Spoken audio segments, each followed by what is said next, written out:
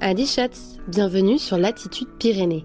Dans ce podcast, je t'invite à découvrir les Pyrénées avec un nouveau regard. De l'Atlantique à la Méditerranée, entre la France et l'Espagne, ces montagnes ont beaucoup à nous enseigner. Sur l'histoire, sur la culture, sur la nature, mais aussi sur nos vies. À travers le récit des femmes et des hommes, de tous âges et de tous horizons, je t'embarque à la rencontre de ceux qui ont fait le choix de vivre au pied des sommets. Au-delà de la carte postale, que représentent ces territoires de montagne pour celles et ceux qui y sont intimement liés? Dans ce podcast, on parle donc de montagne, mais pas que. Au fil des conversations, on se questionne sur le rapport que l'on entretient aujourd'hui en tant qu'humain avec notre environnement et nos territoires. On défait le fil de nos parcours et puis on explore les futurs dans un monde en plein changement. Je m'appelle Anne-Sophie, je suis béarnaise et je t'invite à écouter dès maintenant les voix des Pyrénées. Je suis active quand même. Donc une fois que le musée est fait, que les objets sont posés, il faut attendre le client. Alors bon, je faisais un café, une crêpe, tout ça, ça se découvrait, les gens venaient. Et puis comme j'aime quand même les gens, j'ai dit tiens, voyons, je vais faire peut-être une table de garbure. Et c'est là où j'ai fait un peu, les gens ont adoré et c'est parti. Elle semble ne pas avoir d'âge lorsqu'on l'écoute. À 76 ans, Christine Diez tient d'une main de maître son petit musée-restaurant. Dans le village de Lucin-Sauveur, là où elle a grandi, elle en a vu des gens passer, des vies se dessiner sous ses yeux. Au milieu des destins pyrénéens, elle a bâti le sien, au pied des sommets à force de travail et d'amour de ce territoire dont elle a hérité. Fille d'immigrés espagnols, Christine ne cesse de vouloir rendre à ce bout des Pyrénées ce qu'il lui a donné. Un refuge, un lieu où élever à son tour ses enfants. À son âge, elle pourrait s'arrêter de travailler, mais elle décide de continuer.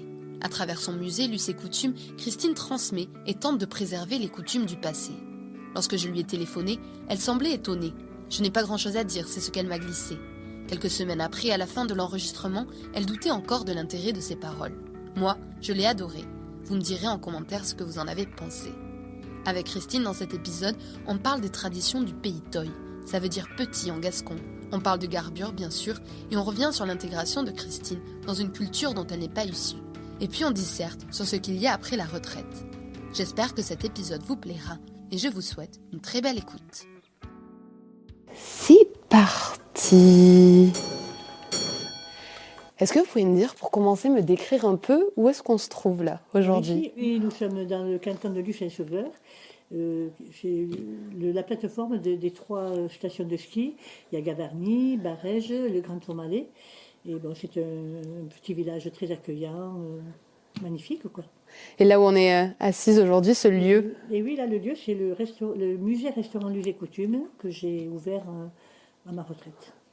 Pourquoi vous avez ouvert ce lieu? Alors, j'ai ouvert ce lieu parce que nous avons été accueillis, mes parents ont été accueillis dans le pays, du fait qu'ils étaient réfugiés espagnols et qu'il fallait bien qu'ils ont atterri là, quoi. Donc du coup, je trouvais que j'avais quand même un peu de reconnaissance vis-à-vis des gens qui ont accueilli nos parents et qui leur ont quand même donné un avenir, et à nous, les enfants. Et ensuite, parce que j'adore, ce pays me plaît beaucoup, j'adore les gens, c'est vraiment un endroit magnifique, quoi. Je pose toujours cette question à mes invités au début de l'épisode. Je leur demande qu'est-ce que ça représente pour eux, les Pyrénées? Alors, les Pyrénées, j'ai pas de réponse. C'est vrai? Ouais.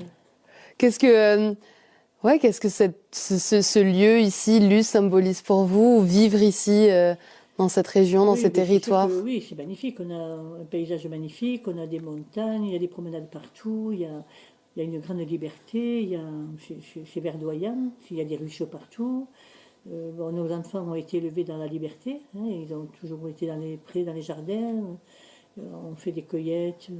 Non, c'est vraiment un endroit magnifique, quoi. Qu'est-ce que vous faisiez un peu, si on peut refaire un peu le fil de votre histoire, avant d'avoir ce lieu, avant votre retraite? Qu'est-ce que votre vie dans les Pyrénées ressemblait à quoi? Mais depuis le début. Non, mais bon, j'étais scolarisée, hein. Ensuite, je n'ai pas pu faire d'études parce que, comme je vous disais, nous sommes des enfants de réfugiés espagnols, donc il n'y avait pas de sous à la maison pour payer les études. Donc j'étais dans un ouvroir où il y avait la couture, ça permettait à nos parents d'avoir un peu plus d'allocation familiale, malheureusement. Et puis après, moi, j'ai commencé à travailler à l'âge de 10 ans, très tôt. Voilà, donc j'ai travaillé avec les moyens que j'avais, quoi, hein. Garder des enfants. Après, j'ai travaillé un petit peu dans des campings. En grandissant, j'ai travaillé dans des centres d'accueil, des maisons familiales. Et arrivé à 21 ans, enfin, grande majorité, grande liberté, je suis rentrée à travailler dans des bars et dans des boîtes de nuit aussi. Et c'est vrai que c'est un monde, c'est une école de psychologie quand on rentre là-dedans. Et voilà, donc c'est très intéressant. Pourquoi une école psychologique, vous dites? Ouais, parce qu'on découvre vraiment les gens, quoi. Le jour, quand vous avez quelqu'un qui prend le café à midi, il vous raconte sa vie. Le soir à minuit, c'est plus la même chose, quoi. C'est vraiment très intéressant et voilà. Voilà. C'était commun à l'époque que les enfants travaillent tôt? Je ne pense pas que beaucoup d'enfants aient travaillé. Moi, j'ai compris de suite que je n'avais rien à manger à la maison. Donc, maman, la pauvre, je venais de perdre mon père. Donc, évidemment, j'ai vite compris qu'il fallait essayer d'aller chercher un petit billet pour acheter à manger, quoi. Mais après, on allait à l'école. C'était pas très autorisé. On n'était pas déclaré non plus. Mais bon, c'était autrefois. Il y avait du travail. Il ressemble à quoi, du coup, votre enfance? Eh bien, mon enfance, elle s'arrête à l'âge de la mort de mon papa, à 12 ans. Et je me retrouve adulte tout d'un coup. Voilà. Et là, il y a tout qui... Et là, ben, il y a tout, oui, on prend tout en charge. Hein. C'est sûr qu'il faut tout prendre en charge.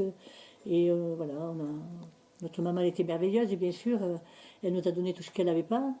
Et voilà. Ce lieu, du coup, ici où on se trouve, Luce et Coutume, c'est un restaurant, mais c'est aussi un petit musée qui raconte l'histoire du Pays Toy.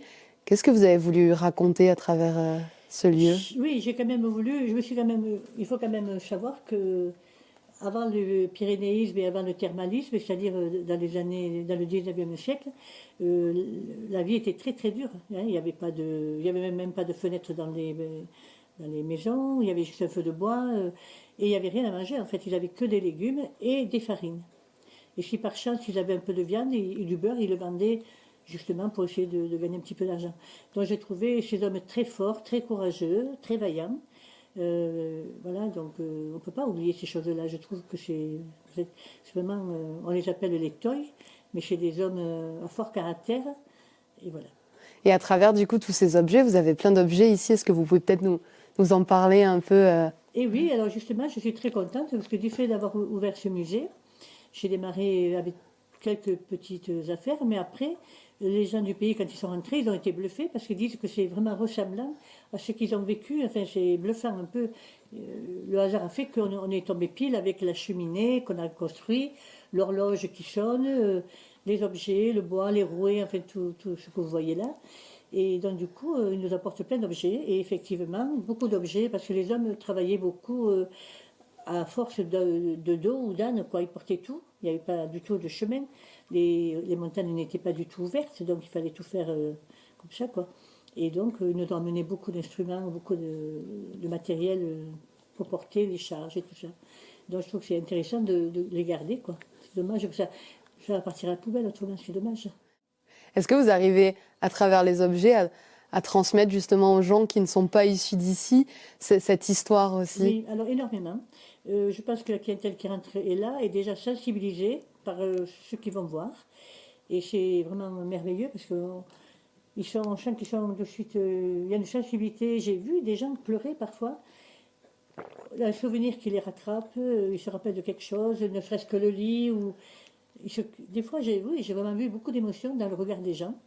Et ils sont très intéressés, ils adorent. C'est vrai que même les petits jeunes mariés qui disent oh, chez ma grand-mère il y avait ça et tout, c'est sympa, quoi. Ça leur rappelle vraiment leur enfance ou des souvenirs. Est-ce que vous avez des objets favoris ici? Alors, est-ce que j'ai un objet favori? Alors, j'ai eu beaucoup de mal pour arriver à obtenir un collier qui est une ferraille. C'est un collier qu'on mettait autour du cou du chien avec des grandes piques de 10 cm pour les protéger contre l'ours. L'ours qui voulait manger les brebis, donc attaquait le chien pour l'étrangler. Donc c'est une pièce quand même assez difficile à trouver. Il n'y a pas longtemps qu'on me l'a amené, donc j'aime bien, oui. Après, il y a peut-être un petit peu de vaisselle. J'ai un serviteur muet, par exemple, c'est très joli. C'est du verre qu'on met à la lampe de chevet avec plein d'éléments qui font que le malade peut se servir tout seul de lui-même, quoi. C'est mignon, quoi. C'est des petits objets sympas, quoi. Il y a beaucoup d'objets du passé ici, du coup. Oui. Quel regard vous avez peut-être sur la modernité? Trop rapide. Oh oui, c'est trop rapide. Les hommes se suffisaient à eux-mêmes. Ils faisaient des cuillères, regardez les cuillères.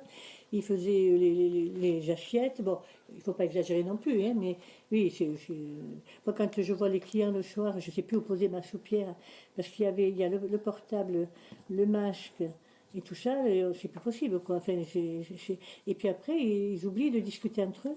Et ils sont tous, à partir du moment où ils ont mangé, ils reprennent leur appareil. Et moi, je trouve que c'est dommage de ne pas. Et j'essaie justement d'arriver à provoquer une discussion entre eux, et ça marche quand même. Ils finissent par discuter tous ensemble. L'appareil sert parfois à faire des photos des uns aux autres, mais c'est déjà moins grave. Mais voilà, il ne pas s'isoler dans ce. Enfin, je suis désolée, mais vu mon âge, j'ai du mal, quoi. Je comprends. Même mes petits-enfants, hein, ils viennent, on arrive à leur faire de la montagne, du ski et tout, mais quand ils peuvent s'isoler dans la chambre, ils ne manquent pas, hein, c'est pareil. Hein, ouais. Et vous n'avez pas du tout connu ça? Non, j'ai pas connu ça du tout, non, non, non, pas du tout. Tout était. Mais je trouve qu'on n'est on est plus dans la vraie vie, on est en retrait, on ne voit plus rien, enfin. L'échange. Il y a tellement de choses à voir, des charges, et puis, je sais pas, l'image, la lumière, c'est magnifique, quoi. Enfin, après, c'est une mamie qui parle, hein, je suis désolée. Hein. C'est génial d'écouter les mamies, c'est pour ça aussi qu'on interviewe. Du coup, vous avez d'abord ouvert vous avez trouvé ce lieu, vous l'avez acheté, vous avez fait un petit musée, et puis vous en êtes venu à cuisiner, ouvrir un restaurant. Mais c'est là, l'erreur de ma vie, elle est là, en fait. C'était un peu le caprice de mon 4e âge, je crois. Je suis active quand même. Hein. Donc, une fois que le musée est fait, que les objets sont posés, il faut attendre le client. Alors, bon, je faisais un café, une crêpe, tout ça, ça se découvrait, les gens venaient. Et puis, comme j'aime quand même les gens, j'ai dit, tiens, voyons, je vais faire peut-être une table de garbure. Et c'est là où j'ai fait un peu, les gens ont adoré. Et c'est parti vraiment. Du coup, j'ai eu la dépêche dans l'Office du tourisme, j'ai eu la télévision plusieurs fois, c'est monté en flèche, quoi. Hein. Et ça a amené plein de monde. Et puis, c'est parti. Je suis dépassée maintenant, bien sûr. C'est un peu trop. Pourquoi la garbure? Parce que la garbure, c'est. Bon, il faut bien faire quelque chose à cet endroit. Et ça représente. La garbure, c'est le plat que tous les gens mangeaient autrefois dans les campagnes, enfin, voilà. Et à base de légumes, et avec le cochon. Enfin, nous, dans les Pyrénées, on met du cochon. Hein, parce qu'il n'y avait pas de volaille chez nous. Voilà. Et puis après, il y a aussi le pastet. Ils mangeaient beaucoup de farine aussi. Donc, ils faisaient ce fameux pastet. C'était de la farine de sarrasin cuite dans du lait. Et eux, ils mangeaient avec ils mettaient de la graisse, enfin du lard et tout ça. Donc je pense que ça devait être un peu compliqué pour eux, ça devait pas être très très bon. Mais nous, on est un peu malins maintenant, et comme on a un peu plus de moyens, on l'enrichit avec du sucre et du beurre, et ça devient vraiment un bon petit régal quand même. Et ce qu'on dit, c'est que vous avez une recette secrète aussi, et que vous la partagez pas. Pour la garbure, Ouais. il y a toujours de petits grains de sel, oui. Et pour vos produits ici, pour la garbure, vous travaillez avec des producteurs Oui, bien locaux. sûr. Je n'ai pas de voiture, donc c'est très simple. Je fais tout à pied et dans le pays. Donc nous avons un bon traiteur, un bon primeur qui nous fournit des bons légumes. J'ai mon petit fournisseur privé de jambon de Bayonne. Et puis la charcuterie et tout ça. Tous les produits que je fais, c'est un peu en fonction de tout ce que je peux faire. Les œufs, le lait, voilà. Les desserts, c'est fait avec, c'est des mousses au chocolat, ce sont des flammes. C'est des choses simples qu'on fait avec des produits du pays, de la ferme. Et ça, vous avez appris toute seule aussi à commercer. Oui, c'est inné, hein, ça. Je crois qu'on peut faire toutes les écoles du monde. Si on n'a pas cette personnalité, je ne crois pas qu'on puisse se forcer beaucoup dans la vie de faire des choses. Surtout des métiers comme ça, où Voilà, on s'investit de sa personne. Il faut être gentil. Ça, là, on l'a pas. Il y a des gens qui détestent les gens, donc il ne faut pas faire ce métier-là, c'est sûr. Comment ça se passe à votre âge? Si on peut parler aussi d'âge dans cet j'ai épisode. 76 ans, oui. 76 ans. Comment ça se passe de travailler encore aujourd'hui, un travail physique? Ça se passe bien, ça se passe très bien. La tête, elle est là, les bras aussi. Ça commence à être un peu plus compliqué au niveau des genoux et des jambes, forcément. Parce que, voilà, hein, en vieillissant, je pense qu'on en est tous au même endroit, même situation, quoi. Hein, on fatigue. Et donc, j'essaie de gérer un peu mes journées en fermant 2 jours par semaine. Et de temps en temps, je ferme un jour parce que quand je commence le matin, je connais le nombre de repas que j'ai le soir, c'est sur réservation. Et c'est tous les produits du jour. Donc ça commence par faire des courses, après il faut commencer à faire les tartes, mettre le couvert, tout ça. Le dialogue avec les gens qui rentrent. Et à midi, je ferme un petit peu pour me reposer. Et puis je recommence ma garbure, ma fameuse garbure à partir de 2 heures. Et jusqu'à 7 heures après, je prépare tout ce qu'il faut faire et les clients arrivent. Et quand ils partent, il y a un petit peu de désespoir parce qu'il y a toute la vaisselle à faire. Et là, ça est un peu plus compliqué. Vous êtes toute seule? Vous avez jamais Oui, eu de je suis toute salarié? seule. Non, je suis seule. Oui. Vous avez, dans la vidéo là, d'un des journalistes de la Dépêche, vous dites, je crois que j'ai été faite pour travailler. C'est à croire. Hein. C'est à croire que j'étais programmée pour travailler. C'est un discours, je trouve, aujourd'hui qu'on entend justement dans une époque un peu où on dit qu'il faut ralentir, voilà, qu'il faut prendre du temps pour soi, on va dire, Oui, ralentir un peu. c'est possible. Hein. Comment vous avez toujours travaillé en fait? Mais Vous moi, êtes. en fait, c'est peut-être ridicule ce que je vais vous dire, mais nos parents ont souffert, ils nous ont donné la vie et ils nous ont donné tout ce qu'ils avaient. Donc pour moi, m'arrêter, c'est gâcher ce parcours en fait. Je ne m'oblige pas, mais je me sens redevable de tout ce qu'ils nous ont donné et je trouve que voilà, il faut continuer autant que possible dans cette éducation qu'on a eue. Bon, bien sûr que j'ai le droit de m'arrêter et de repos, mais bon, j'adore les gens aussi, j'adore cet endroit et ça me coûte pas trop en fait. Et vous avez un besoin de transmettre aussi. J'ai besoin de transmettre certainement, oui, oui, oui. Puis bon, j'ai des enfants, des petits-enfants, ils sont fiers de leur grand-mère et de leur maman quand même. Et quel est leur regard sur votre parcours? Alors c'est différent. L'aîné qui est un peu comme moi, il comprend très bien, il me comprend, bien qu'il voudrait que je me repose quand même. Et le deuxième, il s'inquiète aussi, il voudrait que je me repose quand même, quoi. Mais bon, il respecte mon choix. Et il me dit, si tu es heureuse comme ça, continue, mais bon, fais attention. Vous auriez pensé un jour ouvrir un lieu comme ça, tenir un restaurant, ouvrir. Je ne me pose pas la question, parce que dans ma vie, j'ai fait beaucoup de choses. Bon, j'ai travaillé 30 ans. J'ai eu la chance dans ma vie, après tout ce parcours de boîte de nuit et de bar et tout ça, je voulais quand même avoir des enfants. Et ce ne sont pas des endroits où on élève des enfants dans un bar. À ce moment-là, il y avait encore des cigarettes et tout ça. Donc j'ai arrêté tout ce métier. Et j'ai mis mon petit en route. Et entre-temps, il y avait la maison de la vallée qui se construisait à Lucien-Sauveur. Et ils cherchaient une gardienne. Donc j'ai postulé et j'ai eu la chance d'avoir l'emploi. Donc mes enfants ont grandi dans cette maison, parce qu'on avait un appartement de fonction. Et ils ont bénéficié de tout ce culturel, cette richesse de la musique, les théâtres, le spectacle et tout ça.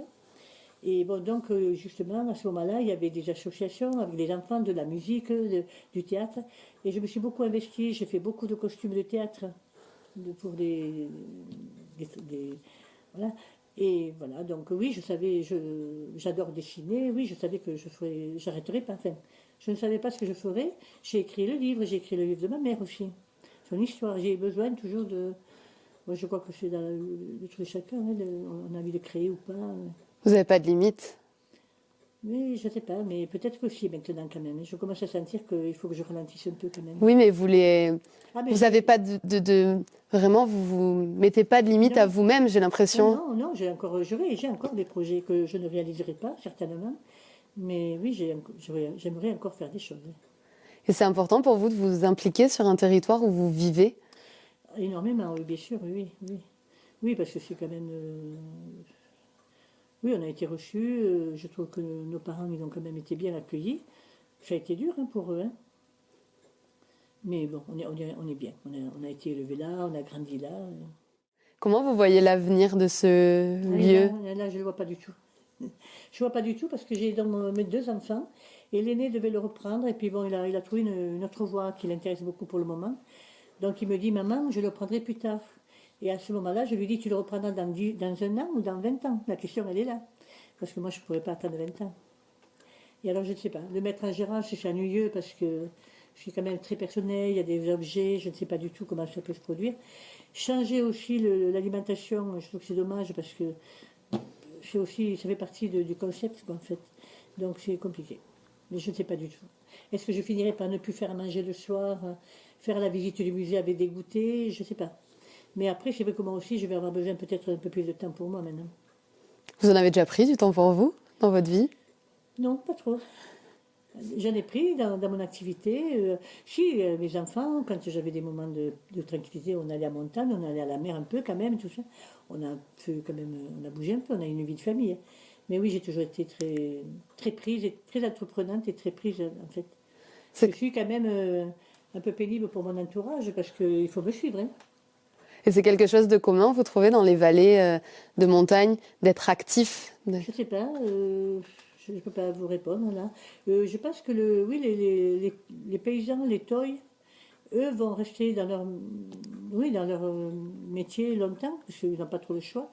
Mais après, les gens qui sont salariés et tout, je pense qu'ils aspirent quand même à avoir une retraite très rapidement, quoi. Et vous parliez des hommes toy tout à l'heure, qui travaillaient beaucoup. Oui. Qu'est-ce que les femmes, elles faisaient du coup? Et elles travaillaient doublement. Elles travaillaient doublement parce elles étaient les maîtresses de maison, dans le sens propre du mot. C'est-à-dire qu'elles avaient tout à faire. Elles avaient le jardin, la gestion, la nourriture, l'éducation des enfants, la religion et tout et tout. Et en plus, elles devaient partir travailler toute la journée au champ. Donc c'est de là où vient cette fameuse garbure, que le matin, elle mettait tous les légumes dans une coquelle, là, et le soir, quand elle rentrait, c'était cuit et recuit certainement. Voilà. Et de temps en temps, quand ils avaient tué un cochon et qu'ils avaient un talon de jambon ou quoi, pour améliorer un jour de fête, ils mettaient ce talon dans la soupe et ça devenait cette fameuse garbure. Mais les femmes, elles avaient beaucoup de responsabilités, énormément. Ouais, c'était les maîtresses de maison, vraiment. Et les hommes, eux, ils allaient au jardin, enfin, ils allaient travailler dehors. Ils avaient de quoi faire aussi, hein. Mais après, le soir, ils étaient plus pépères devant la cheminée, à fabriquer des outils en bois, certainement. Et voilà. Il y avait de la créativité aussi, du coup. Oui, Ah. beaucoup. Oui, les femmes, elles brodaient, elles faisaient leurs vêtements, elles cousaient, oui. Moi, j'adore cette vie, il m'aurait plu, hein, même si oui, j'aurais beaucoup aimé cette vie-là. Oui. Vous Ça êtes... ne me fait pas peur, non, je pense qu'ils ont dû passer vraiment des bons moments quand même. Il y avait la soirée châtaigne, la soirée feuillage maïs, il y avait plein de soirées, quoi, c'était extraordinaire. Vous avez quand vous repensez à votre enfance ou à votre vie, c'est un sentiment positif par rapport à votre vie aujourd'hui? Alors du coup, je suis parallèle un peu à cette vie de Toy parce que je ne l'ai pas connue en fait. Mm. Nous, on était réfugiés, donc on était dans une maison, on ne sortait pas, hein, nos parents nous gardaient longtemps. Moi, j'ai découvert à 10 ans, j'ai appris des choses à 10 ans que je n'avais pas découvert avant. Mais c'était une enfance simple, euh, pas très enrichissante finalement. Quand on est allé à l'école à 6 ans, on parlait espagnol, donc on nous a interdit du jour au lendemain à parler espagnol à la maison, donc on a dû quand même s'adapter très vite. Et puis, voilà, c'était un petit peu la galère quand même. Donc, non, on n'a pas que des bons souvenirs non plus. Mais dans l'ensemble, on a été bien élevés. Oui, notre maman, elle était extraordinaire. Donc en fait, vous voyez de l'extérieur la vie Toy, un peu ce qui se passait. Oui. Et aujourd'hui, vous transmettez Oui, cette partie-là. Je ne sais pas pourquoi. Ça vient peut-être du fait qu'un jour, j'étais gamine, une camarade m'a amenée à l'Estibe, là-haut, à la montagne, et on s'est arrêté chez un paysan qui était en train de traire sa vache et qui nous a offert un verre de lait chaud. Et je pense que ça a dû me marquer, et je crois que cet amour est venu de là, je pense. J'ai commencé à comprendre qu'on faisait du beurre avec le lait, que les paysans habitaient là-haut. Tout l'été, ils étaient à la montagne, isolés. C'était vraiment des sages, des hommes très, très savants. Ils n'avaient pas beaucoup de lecture ni de télévision, mais ils étaient vraiment très intelligents. Et c'est quoi qui vous a marqué dans cet échange Je ne sais pas, cette chaleur humaine peut-être, je ne peux pas dire, on ne peut pas savoir. Ce jour-là, j'ai été marquée par ce... Il y a aussi quelque chose que je trouve d'extraordinaire, c'est que lorsque ma mère est partie, qu'elle a fui l'Espagne, elle s'est rapprochée des Pyrénées pour essayer de repasser un jour en Espagne, et malheureusement ça n'a pas pu se faire. Et donc, avec son mari, ils se sont réfugiés dans une grange, et le matin, un paysan s'est rendu compte qu'il y avait un petit couple de jeunes là, et il leur a posé délicatement un litre de lait devant la grange. Et je trouve que c'est un geste magnifique. Ça, c'est des choses qu'elle vous a racontées, que vous avez découvert Oui, vous? non, qu'elle m'a raconté, oui. Parce qu'elle partait des Asturies, où l'Asturie, c'est le pays vert, où il y a les pommes, les vaches et tout ça. Elle a quitté cet endroit, elle revient ici, c'est un peu comme une... voilà, elle a dû découvrir le matin, c'était en bas de Serra, là, elle a dû découvrir cette belle montagne. Je pense que ça a dû lui réchauffer le cœur de retrouver cette belle vallée merveilleuse, quoi. Vous, cette histoire aussi de l'immigration, vous arrivez à la transmettre à vos enfants et petits-enfants? Alors, j'évite toujours de parler à mes enfants de notre passé, parce que ça ne les intéresse pas. Ils connaissent, ils savent, mais on ne peut pas les bassiner en disant de mon temps, quoi. C'est insupportable de dire ça. On a vécu, nos parents ne nous ont pas non plus raconté leur misère. on a essayé de comprendre. Aujourd'hui, à l'âge que j'ai, j'interrogerai ma mère. Je veux savoir plein de choses, mais je ne l'ai pas fait parce que j'étais trop jeune quand elle est partie et on n'était pas du tout dans ce... Et mes enfants, c'est pareil, j'évite quand même de les bassiner avec nos histoires, quoi, hein. Mais ils savent, ils ont beaucoup de respect, ils connaissent bien ma vie et ils sont fiers de moi. Et votre intégration, vous, comment elle s'était Ça a passée? été dur, ça a été dur. Il a fallu avoir toujours la tête basse, c'est sûr. Il a fallu beaucoup travailler. Bon, heureusement qu'on a ce côté humble qui nous a beaucoup servi finalement, qu'on nous a inculqué à la maison. Le respect, ne pas élever la voix. On n'est pas chez nous, il faut faire attention. Ouais, c'est vrai que c'est une démarche extraordinaire. Et bon, quand même, oui, on a été à peu près bien accepté par un grand nombre de personnes. Bon, il y a toujours des râleurs, hein, mais bon, on le sait. Maintenant, on l'entend aussi aujourd'hui, les migrants, les immigrés. On se sent toujours un peu concerné quand même. Ouais, vous suivez, vous, ça, de près, tout ce qui... De temps en temps, je l'entends, hein, je le ressens en fait. Mais bon, moi je suis mariée avec un Parisien, mes enfants sont français. Je pense que j'ai donné ce que j'ai pu à la France. Et voilà, on est reconnaissant de ce qu'ils nous ont donné aussi. Qu'est-ce que vous espérez pour le futur de ce lieu ici, ou le présent déjà, peut-être? Maintenant, je suis là. Ouais. Demain, je vais avoir plein de personnes. Toute la semaine, c'est déjà complet. Je vais essayer de continuer encore un petit peu, mais je ne sais pas. Est-ce que j'ai beaucoup d'espoir toujours en l'avenir et je sais qu'il arrive toujours quelque chose de quelque part. Donc peut-être qu'il va se passer quelque chose que j'attends. Je ne sais pas quoi. Je ne peux pas dire. Mais ça m'embêterait de fermer quand même. Vous avez combien de personnes à peu près par ça? À toute seule, j'en fais 22, 27, c'est beaucoup quand même, hein. Bon, j'essaie de me limiter à 15, mais quand vous en avez 15 et qu'on vous annonce encore ce qu'on peut venir et qu'ils vous disent tout d'un coup qu'ils sont 10, que vous avez déjà dit oui, vous ne pouvez plus reculer, quoi. Autrement, j'essaie de me maintenir 15, 16, c'est bien, 2-3 tables. Voilà. Et une dernière petite question, je pose toujours la question dans le podcast, on parle aussi toujours un peu de changement climatique ou d'écologie. Est-ce que vous voyez des choses se passer ici dans les Pyrénées à ce niveau-là? Alors, je ne vois pas grand-chose. Je vois toujours une montagne très verte et très fleurie, très belle. Je vois toujours beaucoup d'eau dans les lacs. Et bon, bien que parfois, l'été, sur Gavarnie, on a commencé à entendre dire que certainement les animaux ne pouvaient plus boire l'eau parce que ça se vidait un petit peu quand même. On entend dire que les glaciers disparaissent, donc je ne peux pas savoir. C'est pas du tout Mais par contre, je me rends compte qu'on a quand même eu un bel hiver, on a eu de la neige, il y a encore de l'eau, il y a du chaud, il y a du froid, je ne sais pas. Je ne peux pas dire, savoir. J'espère que ça continuera encore. On voit surtout dans les pays où il y a la mer et tout, c'est plus catastrophique apparemment, hein. Comment vous voyez l'évolution de ce pays Toy, justement? Là, c'est un peu plus compliqué, vu quand même la politique actuelle. Bon, il y a beaucoup de monde, on a de la chance, c'est un endroit où il y a quand même 2 saisons, il y a l'été et l'hiver. Il y a le ski, il y a les thermes, il y a la montagne, enfin le tourisme. Et c'est une très belle région. C'est vrai que les gens sont très très bien accueillis, se plaisent beaucoup, ils reviennent souvent. Mais je ne me rends pas compte en fait comment ça peut évoluer financièrement par exemple. Je ne sais pas du tout ce que ça peut devenir. Vous resterez ici Ah, mais bon, je vois que moi, ça y est, ma dernière maison, elle est déjà en place. Oui, malheureusement, enfin pas malheureusement, mais Vous avez pratiqué la montagne un petit pendant peu, votre... un petit peu. Je ne suis pas une grande montagnarde, mais quand j'avais des bonnes jambes, oui, on faisait avec des enfants.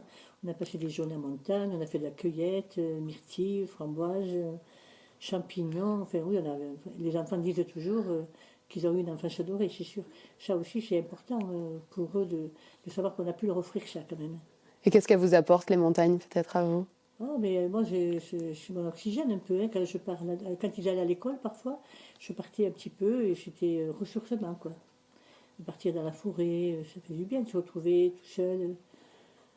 Est-ce que vous les voyez évoluer, ces montagnes? Les montagnes, bah, elles ont évolué, elles ont été ouvertes, hein, elles ont été ouvertes pour le tourisme et tout ça.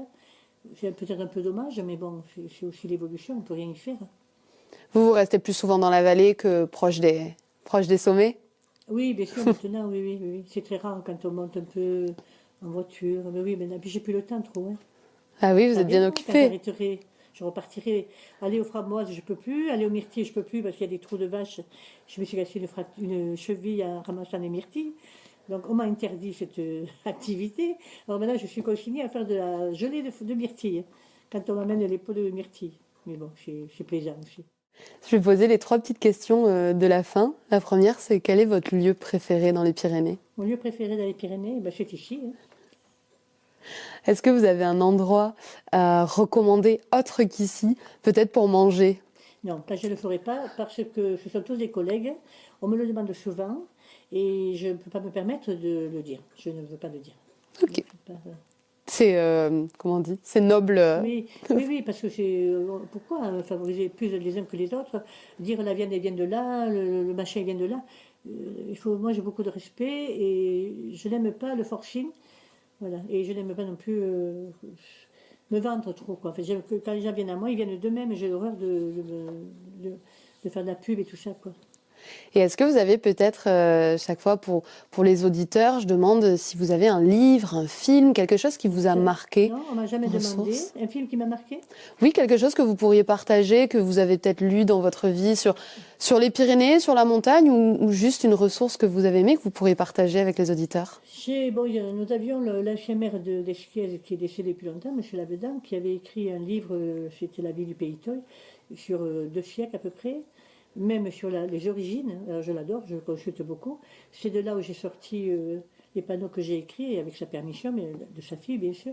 Je trouve très intéressant. Vous avez vraiment toute la culture et toute l'évolution des Pyrénées. Oui. Après, voilà, mon nom, tout va. C'est très bien.